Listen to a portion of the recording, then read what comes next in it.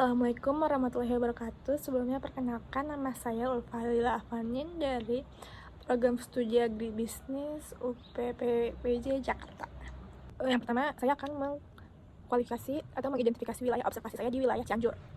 Ini yaitu di Desa Pacet, Kecamatan Cipanas, Kabupaten Cianjur. Bisa dilihat di sini saya sedang berada di Cianjur. Yang kedua, saya akan menjelaskan terkait gambaran kondisi nyata masyarakat yang menunjukkan ada atau tidaknya masalah kemiskinan. Untuk daerah saya yang observasi di sini di Cianjur, menurut saya tingkat kemiskinan yang ada di sini cukup tinggi. Hal ini dikarenakan para pekerja di sini umumnya masih berfokus pada pertanian. Nah, untuk kondisi perumahan ini juga pun tidak sebagus yang berada di kota-kota besar. Dan di sini banyak yang mungkin rumahnya kecil, dan rumah kecil itu ditinggali banyak anggota keluarga, serta kebanyakan juga yang mengontrak atau ngekos di daerah sini. Dan tingkat aktivitas ekonomi di sini pun dibilang cukup rendah karena pekerjaan utama di sini pun berkebun. Jadi untuk daerah di Cipanas hanya memiliki beberapa pabrik industri, hanya satu, yaitu berada di Cianjur bawah atau Kecamatan Ciherang. Untuk Cipanas sendiri pun sini tidak ada pabrik, dan pure kebanyakan 80% pekerjaan di sini yaitu bertani. Dan ada pun lahan-lahan yang dimiliki oleh orang Jakarta atau bosnya ada di mana, dan itu bukan kepemilikan mereka sendiri.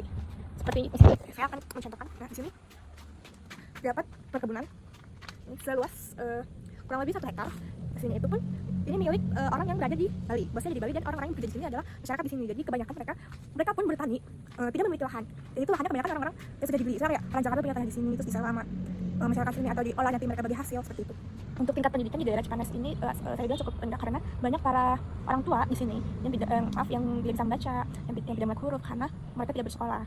Sehingga anak-anak mereka pun terkadang di sini hanya mencapai SMP, lalu mereka bekerja atau sampai SMA atau SMK. Dan untuk kuliah di sini pun sangat-sangat dibilang rendah karena para orang tua di sini menurut saya kayak mengharuskan anak untuk bekerja setelah kelar pendidikan. Jadi kayak banyak anak putus sekolah di sini di SMP. Banyak kan di SMP karena terkendala biaya. Karena SMA di sini pun ternyata bayar, walaupun negeri pun mereka tetap harus mengharuskan ada pembayaran. Jadi pendapatan orang tua mereka tidak signifikan, tidak menetap, dan cukup dibilang tidak menutupi untuk kebutuhan sehari-hari, sehingga mereka harus mengorbankan terkait pendidikan mereka. Dan pendapatan masyarakat pun di sini cukup untuk memenuhi kebutuhan hidup mereka saja, kayak seperti untuk makan. Karena banyak buruh tani di sini atau pekerja harian, petani yang memiliki hasil dalam bentuk. Di sini pun petani per harinya dibayar untuk petani pria sekitar 90.000 dan wanita sekitar 45.000, dan itu menurut saya tidak cukup untuk di daerah sini untuk kebutuhan sehari-hari saja. Cuman pasti ada kekurangan lain dan lain-lainnya. Terutama pada saat musim panen, kondisi cuaca buruk, banyak sayuran mereka yang terkena dampaknya, sehingga hal ini mempengaruhi penghasilan mereka. Jenis pekerjaan di sini pun terbilang belum cukup variatif. Dalam artian lowongan pekerjaan di daerah Cipanas pun masih sangat sedikit karena sebagian masyarakat pun di sini sebagai buruh tani atau pekerja harian dengan upah yang rendah dan tanpa jaminan kerja. Dan UMR di sini pun menurut saya cukup 3 juta sekian. Cuman itu balik lagi, industrial di daerah Cipanas itu jarang banget. Dan kebanyakan di daerah Cipanas ini sebelumnya buruh tani. Sedangkan untuk daerah industrial seperti pabrik itu berada di bawah Cianjur bawah. Untuk daerah Cipanas ini ya semuanya bertani. Nah, jenis pekerjaan petani ini tuh menunjukkan kerentanan ekonomi karena penghasilannya bergantung pada musim dan kesempatan kerja. Jadi kalau mereka nggak punya tanah, mereka bekerja ke orang sebagai harian. Dan jatuhnya sih petani itu harian, jarang mereka memiliki tanah seperti itu. Kondisi perumahan juga kurang layak. Beberapa rumah masyarakat masih memiliki bangunan kayak semi permanen, sanitasi yang kurang baik, kepadatan hunian juga yang tinggi kayak yang gang kecil, dempet-dempet seperti itu. Nah, kondisi rumah ini juga menjadikan indikator karena mencerminkan tingkat kesejahteraan di keluarga mereka. Untuk akses kesehatan di sini hanya ada satu puskesmas, yaitu Puskesmas Cikendawa. Dan banyak di sini pun yang tidak dan banyak di sini tidak memiliki BPJS karena kurang update teknologi atau pengaplikasian kayak mendaftarkan BPJS atau sebagainya, sehingga karena di sini pun banyak yang gaptek, jadi kayak harus dituntun. Jadi untuk sosialisasi kesehatan di sini menurut saya cukup baik. Saya pernah mengunjungi puskesmasnya dan saya pernah berserta di sana. Mereka memiliki program-program yang bagus juga, kayak mereka kayak menyuluh terkait air bersih dengan kesehatan.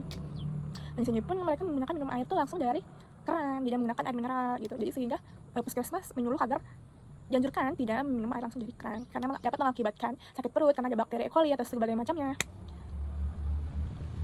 Dan banyak masyarakat di sini tidak mempunyai aset produktif seperti lahan pertanian atau kendaraan ada motor, cuman sangat jarang ya.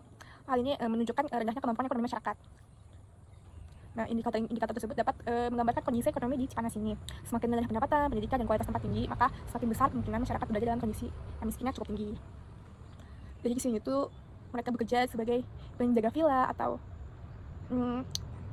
yang lainnya. Menurut saya di sini itu yang mempunyai aset semua villa, rumah, tanah itu adalah orang-orang yang berada tinggal di Jakarta, jadi mereka punya aset, punya lahan dan dikelola oleh masyarakat sekitar seperti itu. Analisis faktor penyebab kemiskinan itu ada beberapa. Yang pertama adalah pertumbuhan ekonomi yang tidak merata. Meskipun kawasan Cipanas terbilang kawasan wisata, sektor wisata atau perdagangan, tapi manfaat pertumbuhan ekonomi belum dirasakan secara merata. Sebagai keuntungan ekonomi lebih banyak dinikmati oleh pelaku usaha besar seperti disebutkan oleh orang yang mempunyai aset di sini, sebagai orang besar orang Jakarta. Jadi orang-orang yang masyarakat asli sini pun merasakan dampaknya sangat kecil. Nah, sedangkan masyarakat kecil pun tetap seperti itu gitu. Yang besar makin besar, yang kecil tetap kecil seperti itu. Kedua, rendahnya kualitas sumber daya manusia di sini. Rendahnya tingkat pendidikan dan keterampilan ini menyebabkan masyarakat di sini tuh sulit bersaing di dunia kerja, kayak mendaftar lowongan pekerjaan di sini dengan kualifikasi sebanyak itu, dan masyarakat di sini belum mampu mumpuni, sangat-sangat tidak bisa di dunia kerja modern seperti itu. Kayak banyak masyarakat yang masih mengandalkan pekerjaan tradisional kayak numpang, buruh dengan produktivitas rendah, berjualan. Yang ketiga itu adalah keterbatasan akses modal. Petani kecil sering mengalami kesulitan modal usaha untuk membeli bibit, pupuk dan sebagainya. Adapun di sini ada program KUR yaitu dari Bank BRI, tetapi agak sulit juga untuk mereka karena yaitu kondisi musim yang tidak menentu, harga barang yang tidak menentu, kadang harga rendah, kadang harga melambung tinggi. Nah, akibat produktivitas pertanian menjadi rendah dan pendapatan petani tidak meningkat secara signifikan. Adanya dualisme ekonomi. Dualisme ekonomi di sini pun terlihat mencolok karena sektor modern seperti hotel, wisata dengan sektor pertanian kecil. Nah, kondisinya tuh menyebabkan kesenjangan pendapatan dalam kelompok masyarakat seperti yang saya tadi jelaskan. Dan pengangguran dan pekerjaan musiman. Sebagai masyarakat hanya memperoleh pekerjaan musiman, terutama di sektor pertanian dan wisata. Ketika musim sepi atau lapangan terjadi, pendapatan masyarakat akan menurun drastis. Tingkat kemiskinan di sini pun dapat kita lihat dari standar hidup rendah. Jadi pada modul, yaitu dengan kondisi rumah di sini sangat berdempet dan sanitasi tidak baik dan sebagainya, sarana kesehatan, tingkat pendidikan yang rendah, dan produktivitas rendah. Tingkat pengangguran yang tinggi pun juga sebagai faktor kemiskinan. Dan juga tingkat ketergantungan pada produksi pertanian dan ekspor produk primer. Di sini 69% tenaga kerja sektor pada bidang pertanian. Jika di negara maju itu sudah 18%. Nah, makanya bisa dibilang ini masih tingkat kemiskinan masih lumayan tinggi.